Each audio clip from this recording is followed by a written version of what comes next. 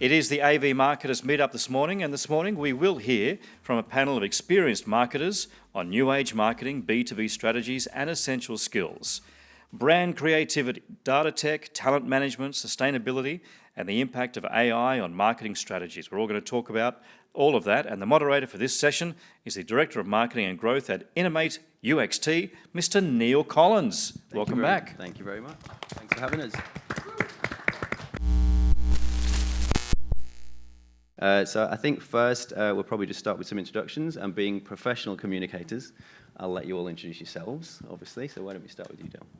Yeah, great, thanks Neil. So my name is Dale Moore. I'm the head of product marketing for audio products at Yamaha. I'm Devyani Sharma. I'm from Axis Communications. I'm Ellesse Fehlberg. I am GPA's Director of Global Marketing. I'm Grace. I'm the Marketing and Comms Manager at Merge Technologies.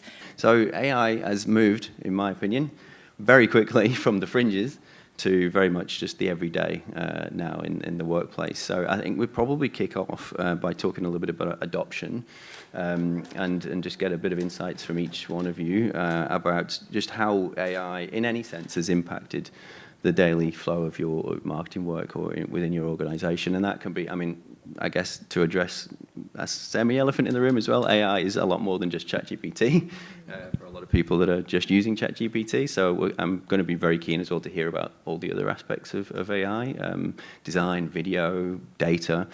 So go with it, and you know, let's learn from the experts. Devyani, how about yourself? Yeah, I think so. I come from a Swedish company, Axis Communications, and we're the world's leading surveillance company. So security and safety kind of is like the DNA of what we do. Cybersecurity and cyber vulnerability is a huge aspect. So and we're a Swedish company, so GDPR is the forefront.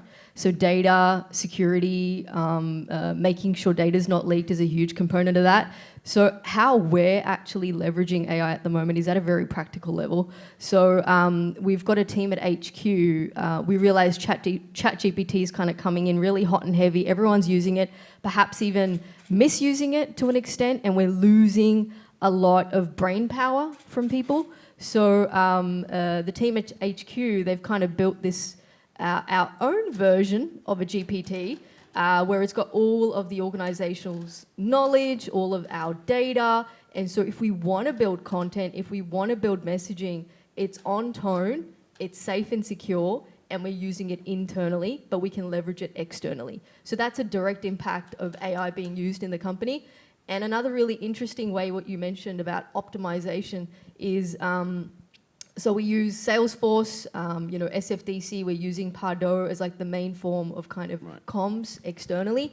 So we're finding that, Salesforce is really interesting in terms of a tool. If you buy the right modules and you have the right licensing, you can add on really cool things, AI-enabled things. They can, one, help you score customers, like, the customer score, and get the right message out to them. So if they have a score of anywhere from like 70 to 90, then they're really hot, maybe they've attended a webinar, then Pardo is ready to kind of keep them nurtured and keep them warm with the right content based on their interests. So there's some really cool things that are happening just in a real world kind of scenario, but I have some extra thoughts, but I'll share later.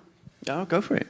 Oh, really? Yeah, go for it. No, I honestly, I feel like AI should be there to inspire and augment versus kind of replacing people to an extent. And I think if we do it right, then there's a huge synergy with AI and organizations using it the right way. And it's what you said, it's that optimization, it's that personalization, it's that content creation. And at another level, what we're also thinking about doing is actually incorporating chatbots to make sure that customers are actually, staying engaged. So if they're on the page, they want to buy something or they want to interact with an integrator or a distributor, we're not losing them on that first touch. They're not just sending an email and it's gone to the void. There's somebody there, or at least a bot that's interacting and helping them with that journey. Yeah, I couldn't agree more. And we've just done a similar thing, just only very recently.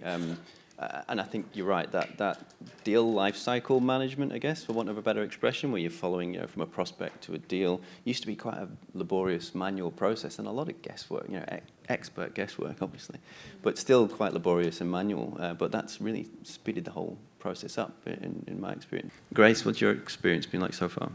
I think AI has helped a lot, like marketers ourselves, help with all the automating a lot of the tasks, like, reporting, a lot of the admin stuff. That's kind of helped ease and provide us a little bit more time where we can actually do the strategic thinking, the long-term planning, the relationship building with the clients and our partners that we actually get to interact with.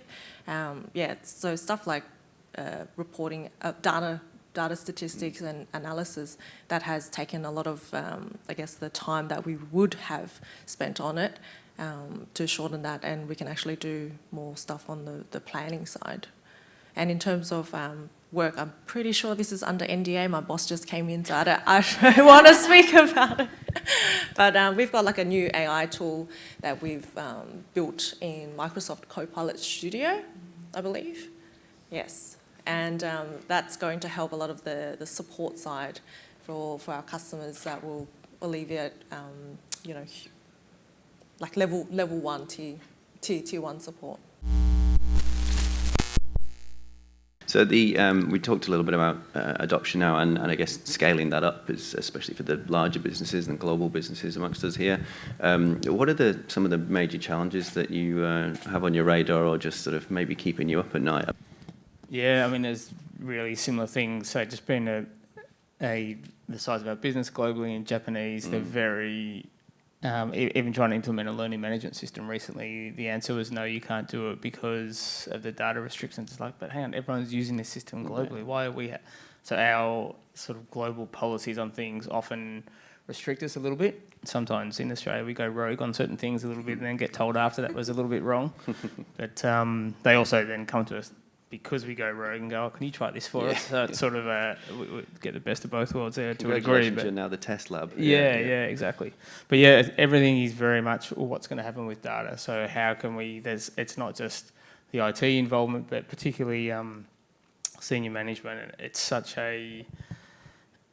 It can be really prohibitive and frustrating that we can't do certain things. So I think that's probably partly why there isn't even a discussion that at least I've been involved in about AI and how we use it. Because I think any sort of formal plug into the business would be just a complete no-no. So it's probably how we can do it in an underground...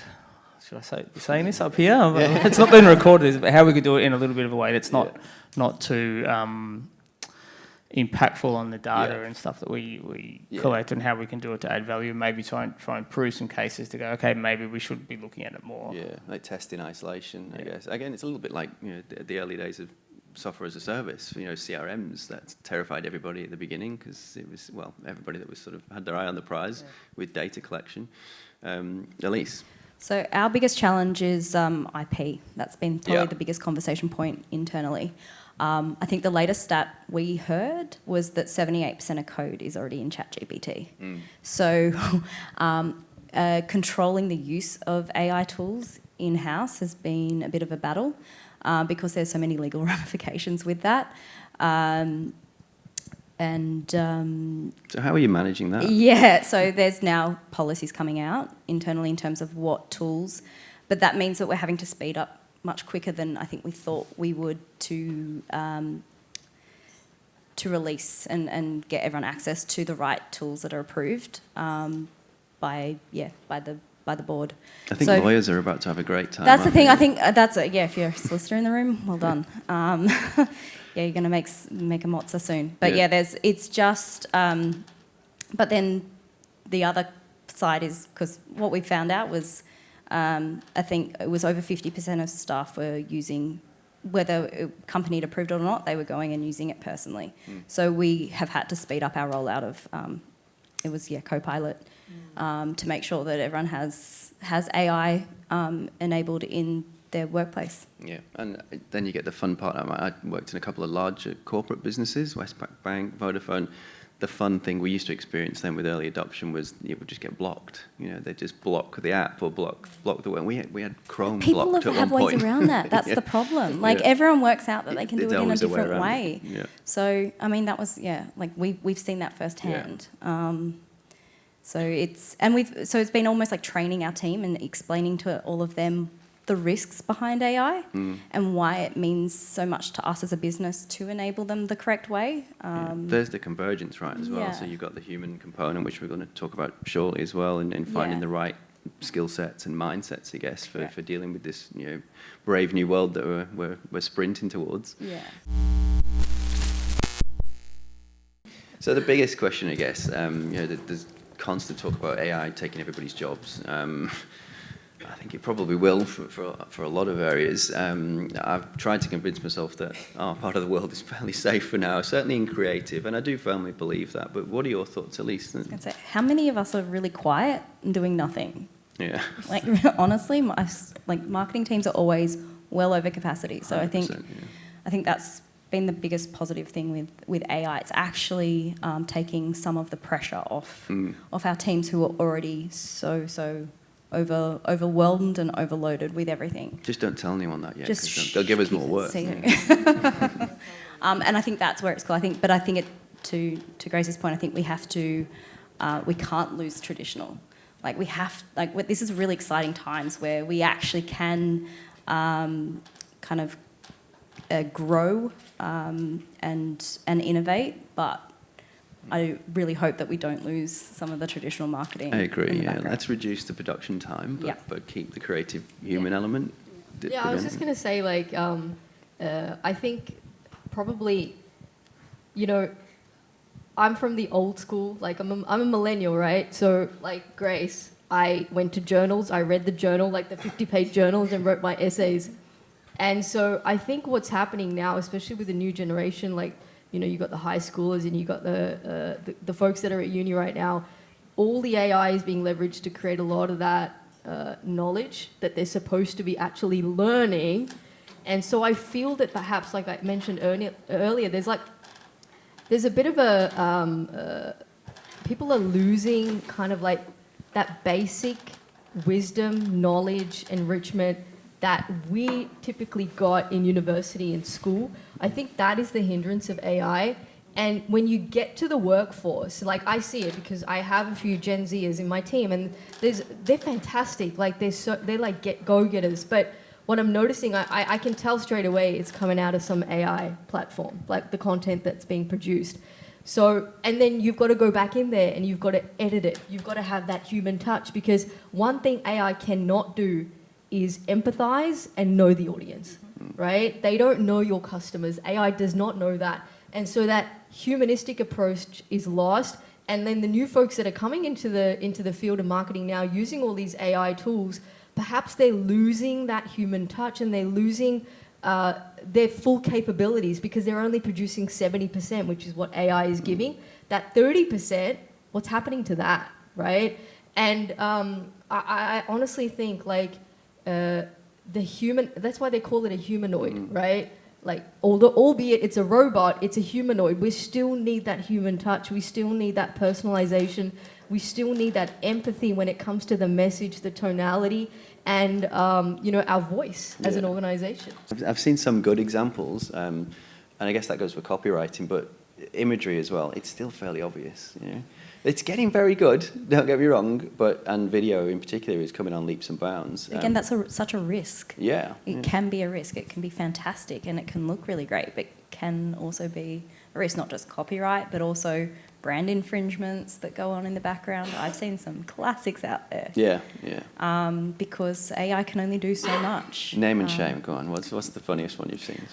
No, I mean, the funniest one, the worst one I've seen was out of this industry, boss cracked it because his marketing team were so overworked that they couldn't get a photography shoot booked to do a shoot at the office. So he just went and did an AI course, generated it and put it on social media without looking at it properly. And it had every brand infringement known to mankind through it. It actually damaged his brand business and reputation quite significantly, and he was blocked from social media from that point. It can go so badly. It can go really, really badly. So that's a good segue, I guess, into the second part of the conversation about what skill sets are now needed, because it is shifting, right? It's dramatically different. We've experienced it recently ourselves. We're trying to plan for the next few years and what that looks like. I think we were talking last week when we all met about early days in marketing. You'd look for an all-rounder. You'd try and find a unicorn of somebody that can do a little bit of everything: video production, copywriting, and that kind of disappeared for a while. You got very specialist roles. Somebody who's just an SEO expert, somebody who's an SEM expert, a copywriter, a creative. I feel like it's getting back to the point now where we're back to needing all-rounders, or somebody that gets technology, that's got a bit of that hustler mentality to go, right, there's a lot going on, let's focus and organise on this area. Would you agree? How about yourself, Dale? Yeah, I definitely think we're looking for people that have got a good level of experience across the board. So we, again, as a big business globally, but we're actually a relatively small team here in Australia. So we've got a small number of people doing a big number of things. So How many people are in the team, just out of interest?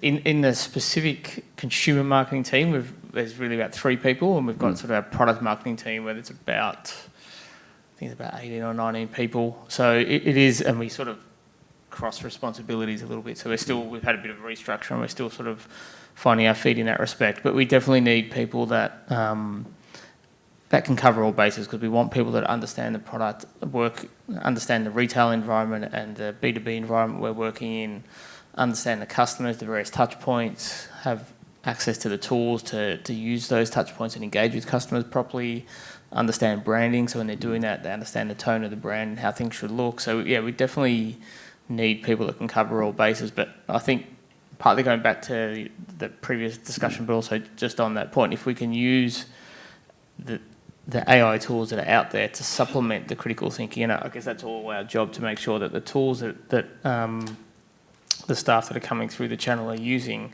if we've got the oversight and we can make sure we can teach them how to use it to their advantage, not use it to replace themselves, then the all-rounder becomes more important, because they don't have to be specialised, because they can use some automation tools to do that, but they've got to have the ability to apply that critical thinking, understand the brand and the marketplace within which they're working, to then use those tools properly. So yeah, definitely a bit of a shift towards all-rounders. Sure, yeah, and I guess the programmers or producers of these tools now are making them very intuitive and easy to use, and pretty much anybody can use them. I guess then, so you don't really need highly technical people. You just need people, to your point earlier, that can understand how that fits into the grand scheme of things. I've always kind of been of the opinion, like, technology is like what you're saying, Joel, is like, it's that inspiration, it's that augmentation, it's that supplementation of things that remove a lot of that monotonous kind of work that we do as marketers, because we all got to do it. There's a lot of emails and stuff like that that are got to be written, or you might be a ghostwriter for your executive team. So things that remove that monotony, but also set perhaps a benchmark for you to take it up a notch, right? AI should be there to kind of help you see, okay, this looks good. How do I take it to another level? And I think it was so funny, like just before this, like last night I was on LinkedIn, because as you are, when you're at Integrate and Security, you're on LinkedIn. I was scrolling I'm not through. familiar with the platform. I'm sorry. Right, the best platform for B2B, hello. But I have a friend, and she's a professor at Yale for business management. Last night, she actually posted something, and it was so apt. I feel like I should probably read it exactly word for word, but she was saying that, don't worry, AI can do a lot of things, but what you need right now is you need to make sure you have creativity, authenticity, and humor, because those are the 3 things that AI cannot take from you. And that is what we need in our messaging, in our brand, in our tonality.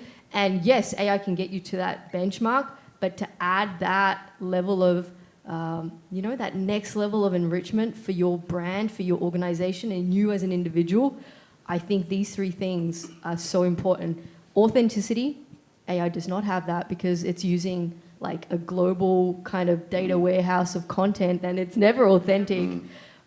Humor, sure, it can be funny. If you talk to Siri, she can be kind of funny, but like never to the level that you can be as an individual from an authentic point. And then creativity is kind of like what I said earlier, is that I feel like the next generation that's coming through the pipe, I really feel that they should kind of use their full brain power now and not get lost in like the hype of AI, because when you get to like manager level or an executive level, maybe at that level you can start using it to supplement some of your work. But at a base level, grassroots level, you should really just learn basic content creation.